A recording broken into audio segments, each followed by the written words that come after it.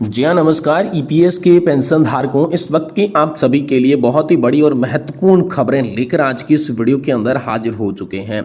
जिसमें दोस्तों पहली बड़ी खबर की बात करें तो दोस्तों ईपीएस 95 पेंशन भोगियों की हायर पेंशन वेतन के अनुपात में पेंशन की भुगतान को लेकर लोकसभा से आप सभी के लिए बहुत ही बड़ी खबर निकलकर सामने आ चुकी है। तो आखिरकार लोकसभा से हायर पेंशन के साथ साथ वेतन के अनुपात में पेंशन का भुगतान हो, इसको लेकर क्या बड़ी खबर आई है दोस्तों, इसके बारे में संपूर्ण रूप से जानकारी आप सभी को इस वीडियो के माध्यम से दी जाएगी।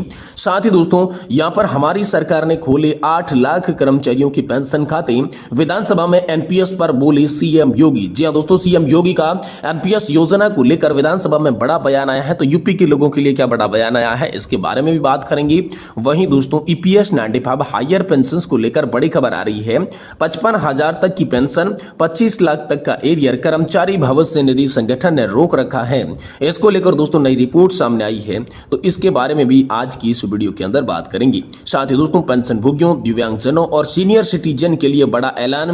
केंद्र सरकार ने आप सभी के लिए बड़ा फैसला दिया है, जिसमें दोस्तों रेलवे किराए में छूट को लेकर आप सभी के लिए नई खबर सामने आ रही है। तो इन तमाम बड़ी खबरों के बारे में दोस्तों आज की इस वीडियो के अंदर संपूर्ण रूप से आप सभी को जानकारी दी जाएगी। इसीलिए अगर आप पेंशन धारक हैं तो आपसे निवेदन करते हैं कि दोस्तों आप वीडियो को लास्ट तक देखिएगा, तभी आपको पेंशन से जुड़ी पूरी खबरें सही सटीक और तथ्यों पर पता चल पाएगी।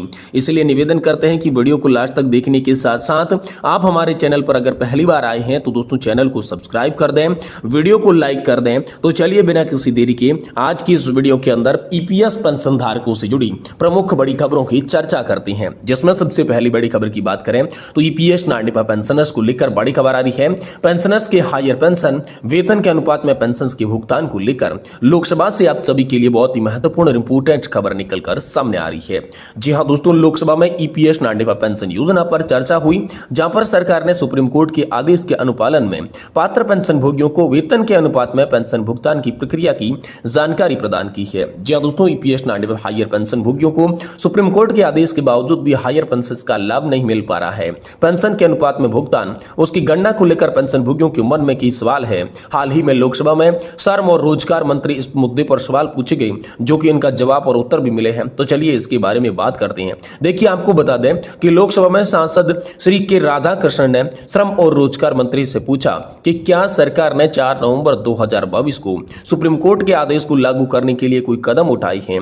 इसके जवाब में श्रम और रोजगार मंत्री सुश्री शोभा करंदलाजे ने बताया कि सुप्रीम कोर्ट के आदेश के बाद कर्मचारी भविष्य निधि संगठन ने पात्र पेंशन भोगियों से आवेदन आमंत्रित किए थे।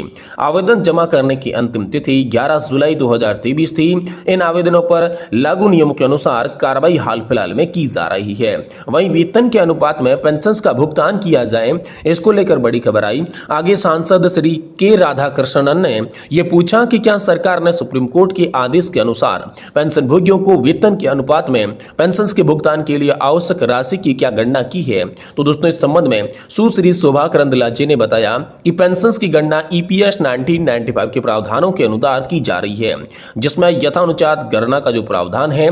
तो दोस्तों श्री के राधाकृष्णन ने यह सवाल पूछा कि बिना दावेदारी कानूनी उत्तराधिकारियों के लिए कर्मचारी भविष्य निधि पेंशन निधि में बड़ी मात्रा में धनराशि पड़ी है, क्या इस राशि का उपयोग पेंशन से समानुपातिक में भुगतान किया जा सकता है।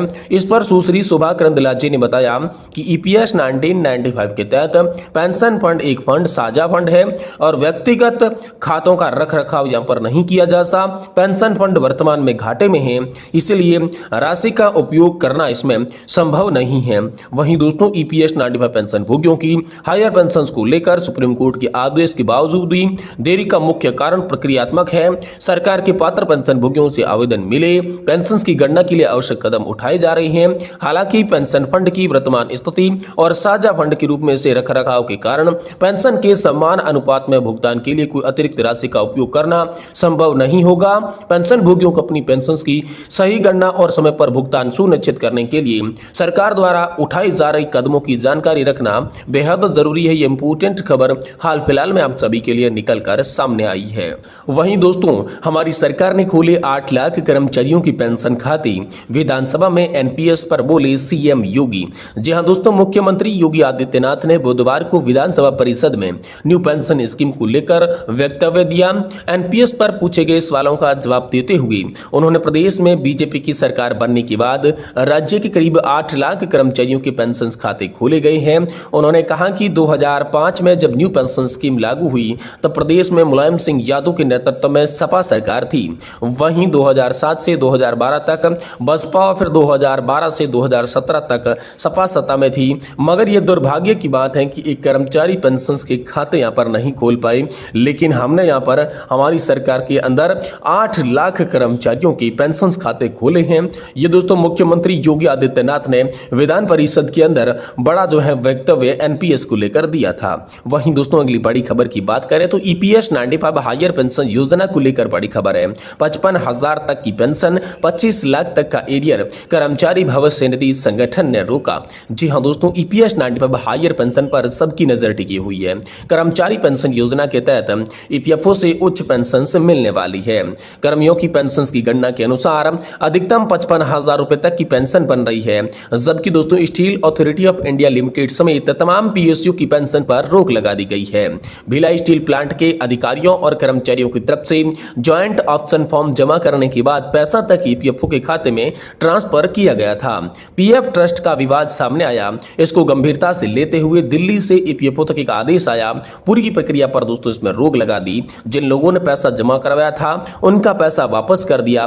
भिलाई स्टील प्लांट में एक जनरल मैनेजर की बात करें तो उनको हायर पेंशन के लिए करीब 45 लाख रुपए जमा करना है।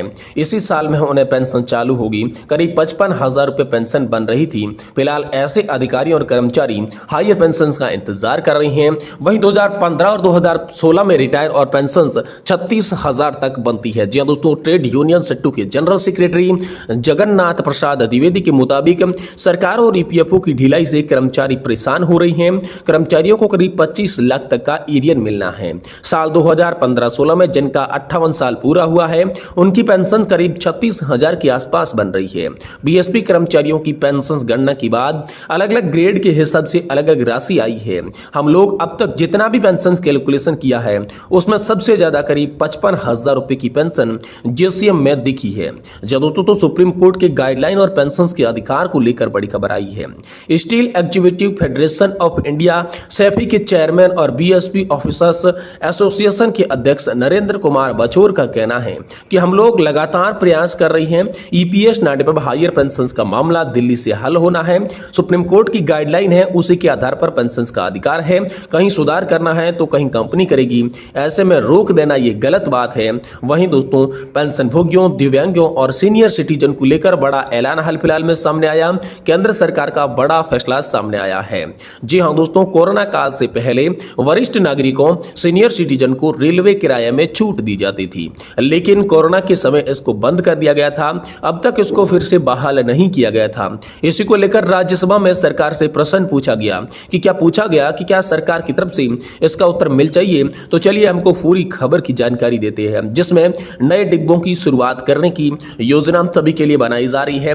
वंदे भारत ट्रेन में यहां पर सुविधा सभी को मिलेगी, इसकी बात की जा रही है। सीनियर सिटीजन को रेलवे किराया में छूट और रियायत दी जाएगी, इसको लेकर बात की। साथ ही ट्रेनों में यहां पर जो है आरक्षण जो है सीनियर सिटीजन और पेंशन धारकों को मिलेगा। इसको लेकर दोस्तों हाल फिलहाल में यूनियन बजट 2024-25 के बाद लोकसभा के अंदर रखे गई रेलवे बिल पर बोलते हुए तमाम सांसदों ने मांग उठाई। तो दोस्तों सीनियर सिटीजन को अब यहां पर जो है रेलवे किराए के अंदर छूट मिलेगी।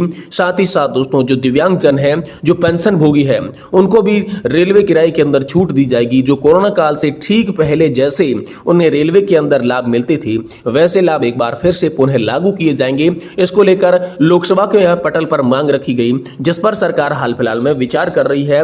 ये बड़ी खबर आप सभी के लिए निकलकर सामने आ रही है। दोस्तों वीडियो पसंद आया तो इसे लाइक करें और चैनल को जरूर सब्सक्राइब कर लें।